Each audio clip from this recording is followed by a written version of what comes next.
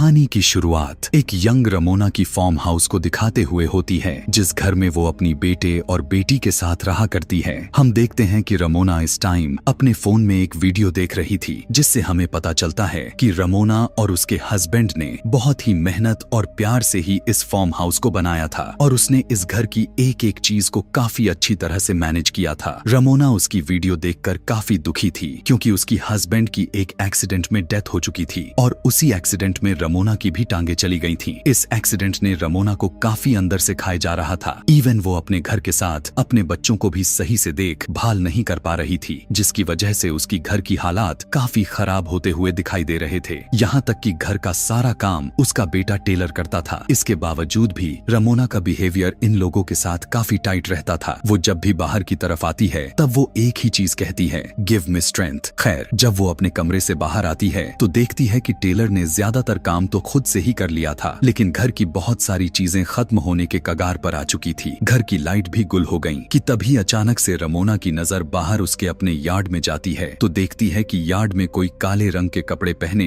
पूरे फेस को ढक कर बैठा हुआ था। दरअसल ये कोई लेडी थी। उसे देखते ही रमोना डर गई। वो अपने सभी बच्चों को घर के अंदर रहने के लिए बोलकर उसी लेडी से पूछने के लिए गई कि आखिर वो मेरे यार्ड में क्या कर रही है। वो इस लेडी को डराने के लिए यह भी कहती है कि अभी थोड़ी ही देर में मेरे हस्बैंड आने वाले हैं, इसीलिए तुम यहाँ से चली जाओ, वरना बहुत बुरा होगा। तुम्हारे हस्बैंड तो मर चुका है, वो भी एक एक्सीडेंट में, और उसी एक्सीडेंट में तुम्हारी एक टांग गई थी। यह कहकर ये लेडी रमोना को काफी ज्यादा हैरान कर देती है। यहाँ पर अब रमोना को उससे काफी ज्यादा डर लगने लगा। वो रमोना से कहते हैं कि रमोना, आज वो दिन आ गया है जिसके लिए तुम मुझे हमेशा बुलाती थी। लेकिन रमोना को कुछ भी समझ नहीं आया कि आखिर वो उससे क्या बताना चाहती है कि तभी ये लेडी उसे खून से भरे हुए अपनी दोनों हाथों को दिखाती है। यह देखकर रमोना जल्दी से अपनी कार की तरफ भागती है ताकि अपने कार को चालू करके उससे अपनी फोन को चार्ज कर सके और पुलिस को इस बारे में इन्फॉर्म कर सके। लेकिन पता चलता है कि कार भी स्टार्ट नहीं हो रही थी। डरते हुए रमोना घर के अंदर चली आती है। तब बच्चे उससे ब्लैक ड्रेस वाली लेडी के बारे में पूछने लग जाते हैं। वो बच्चों को कुछ भी बताने के बजाय उन्हें डांटते हुए चुप रहने के लिए कहती है। बच्चों के सवाल जब खत्म नहीं होते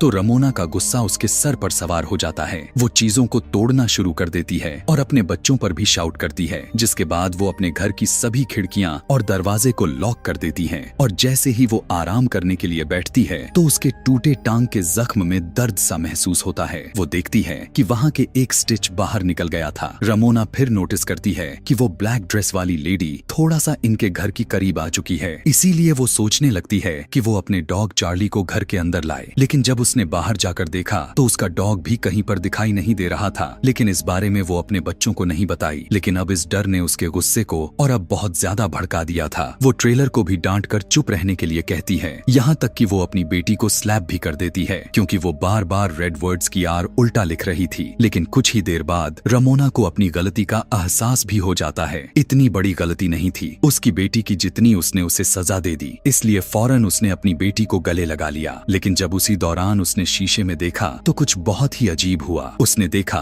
कि उसके हाथ में एक नाइफ है। उसने जल्दी से अपने ही बेटी के शरीर में स्टैब कर दिया। अचानक से उसे होश आया और उसने देखा कि उसके गोद में उसकी बेटी की जगह एक पिल्लों था। लेकिन बुरी बात तो यह था कि उसने इस पिल्लों के अंदर चाकू को मारा था। उसके हाथ में चाकू कब आया, उसे किसने पकड़ाया, उसे कुछ भी याद नहीं था। टेलर जब पीछे अपने मॉम को देखता है तो वो तो और भी ज्यादा हैरान परेशान हो जाता है। वो जान चुका था कि अब तो उसकी मॉम मेंटली स्टेबल नहीं है, इसीलिए इस मुसीबत से निकलने के लिए उसे खुद ही कोई रास्ता ढूंढना होगा। रमोना अपनी बेटी को लेकर रूम में चली जाती है और वो चुपके से घर से बाहर निकल जाता है। वो अपने फार्म हाउस में रखा गाड़ी के जरिए अपने लिए मदद लाना चाहता था, लेकिन कार तो पहले भी नहीं स्टार्ट हुआ था और इस बार भी नहीं हो रहा था। अपने बेटे को ढूंढते हुए रमोना यहाँ पर आ जाती है और उस पर बहुत ही ज्यादा गुस्सा हो जाती है। उसे डांटते हुए तेजी से घर के अंदर लेकर आई। लेकिन अब टेलर को भी गुस्सा आ गया था, क्योंकि वो जान गया था कि उनका डॉग चार्ली बाहर नहीं है और उसकी मॉम उनसे कुछ तो जरूर छुपा रही है। टेलर अपनी मॉम से कहने लगता है कि आपसे कुछ नहीं होने वाला, मैं ही इसे हैंडल करूंगा। यह कहकर वो गुस्से में एक रूम में चला गया, जहाँ पर उसके डैड के सारी सामानों को रखा रखा गया था और यहीं पर उसने एक गन को उठा लिया। रमोना आकर उससे लड़ने लग गई।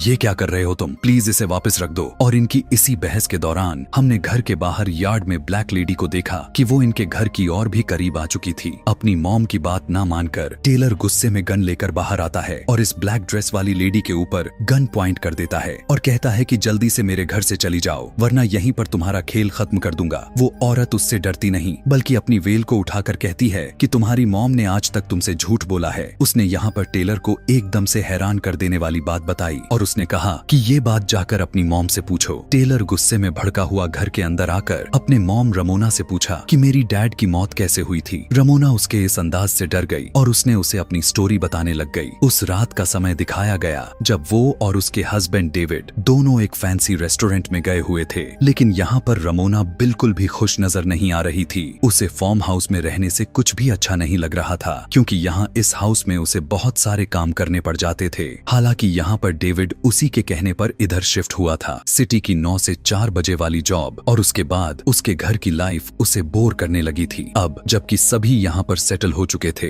बाकी तो सब खुश थे, लेकिन एक रमोना ही थी जो ना खुश थी। जिसके बाद जब उसे रहा नहीं जाता तो वो उसे यहाँ से कहीं और शिफ्ट होने के लिए कहती है, लेकिन डेविड साफ मना कर देता है क्योंकि इतनी जल्दी शिफ्टिंग और सभी को सेटल होना पॉसिबल ही नहीं था। इनकी अच्छी खासी बहस होने के बाद ये दोनों उस होटल से निकल लेते हैं। दिखाया जाता है कि उस रात डेविड की जगह रमोना ही कार को ड्राइव कर रही थी। उसे अपने पीछे किसी ब्लैक लेडी का परछाई शैडो दिखाई दिया जिसकी वजह से उसका ध्यान रास्ते से हट गया और उनका बहुत बुरी तरह से एक्सीडेंट हो गया। हालांकि उसने तो बच्चों से यह भी झूठ बोल रखा था कि उस रात गाड़ी वो नहीं बल्कि डेविड ही चला रहा था और उसी की वजह से एक्सीडेंट हुआ था। टेलर को इस सच्चाई के बारे में पता चलते ही वो तो और ज्यादा दुखी हो जाता है। वो हद से ज्यादा टूट जाता है। उसके अंदर अब रमोना के लिए नफरत फैलने लगती है और इधर से घर के बाहर बैठी हुई लेडी का असर उनके घर पर और ज्यादा होने लग जाती है। और इस दौरान हमें दिखाया गया कि इस लेडी का शैडो अब बड़ा होता जा रहा था। उस परछाई से बचने के लिए सभी लोग नीचे बेसमेंट में चले जाते हैं, लेकिन बेसमेंट में भी वो ब्लैक लेडी अपने शैडो के जरिए रमोना की बेटी को अपनी तरफ खींच लेती है। ये लोग उसे पकड़ने की काफी कोशिश करते हैं, लेकिन वो लड़की तेजी से खींची जा रही थी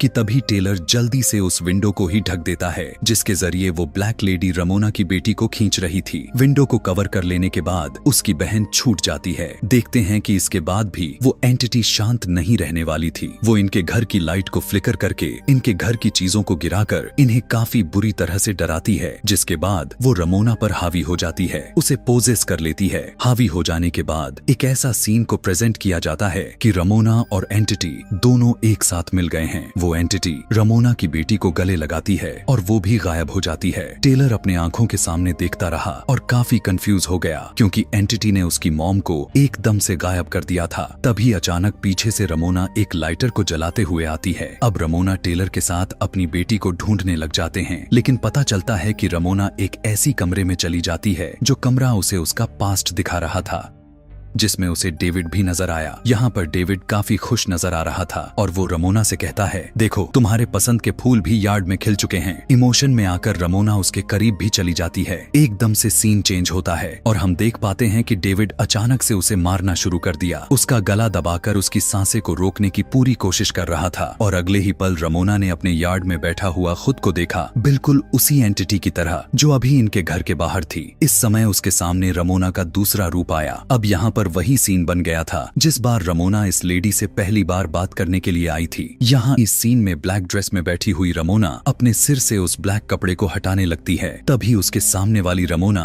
एकदम अजीब तरीके से कहती है, वो दिन आ गया जिसका तुम्हें इंतजार था। यहाँ से सीन बदलती है और दोबारा से अपने आप को एटिक में देखती है जहाँ उसके दोनों बच्चे मौजूद थे। ये लोग वापस नीचे उतरते हैं तो उसके सामने वही ब्लैक ड्रेस वाली लेडी अचानक से आ जाती है, जिसे देखकर रमोना डर जाती है और उसके ऊपर गन पॉइंट कर देती है। तब ये लेडी उसे कहती है कि मैं यहाँ खुद से नहीं आई, तुम ही हो जो मुझे यहाँ पर बुलाया हुआ है। तुम हर रोज सुबह उठकर कहती थी, गिव मी द स्ट्रेंथ। तुम अपने आप से ही अपने जिंदगी को खत्म करने के लिए ही खुद से ताकत मांगती थी और देखो मैं तुम्हारे सामने खड़ी हूँ। यहाँ पर रमोना इस लेडी के साथ अकेली रह जाती है। ये लेडी अब रमोना को भड़काना शुरू कर देती है अपने आप को खत्म कर लेने के लिए। वो उसके गर्दन के नीचे ही गन को लगा देती है और उसे चलाने की फोर्स करने लग जाती है। और अगले सीन में हम रमोना रमोना को बिल्कुल सुरक्षित रूम से बाहर निकलता हुआ देखते हैं। बच्चे पूछते हैं कि औरत कहाँ गई। तब रमोना कहती है कि अब वो औरत यहाँ पर नहीं आएगी, मैंने उसे भगा दिया है और मैंने अपने अंदर इतनी ताकत को बढ़ा लिया है कि अगर वो आ भी गई तो मैं उसे लड़ पाऊंगी। जिसके बाद ये लोग दोबारा से घर के अंदर जाने लगते हैं और इसी टाइम पर इनकी घर में लाइट भी आ जाती है। घर के अंदर जाने पर हमें एक पेंटिंग को दिखाया जाता है, जो पेंटिंग को रमोना ने खुद उसे पेंट की थी और इसी के अंदर वो ब्लैक लेडी भी थी जिसे हम इस पूरी कहानी में देखते आए हैं। दरअसल सच्चाई तो यह था कि डार्क लेडी कुछ और नहीं बल्कि उसके डार्क थॉट्स थे, उसकी गलत सोचें थीं। उसने अपने अंदर की नेगेटिविटी को इतना ज्यादा बढ़ा लिया था कि उसकी ही नेगेटिविटी ने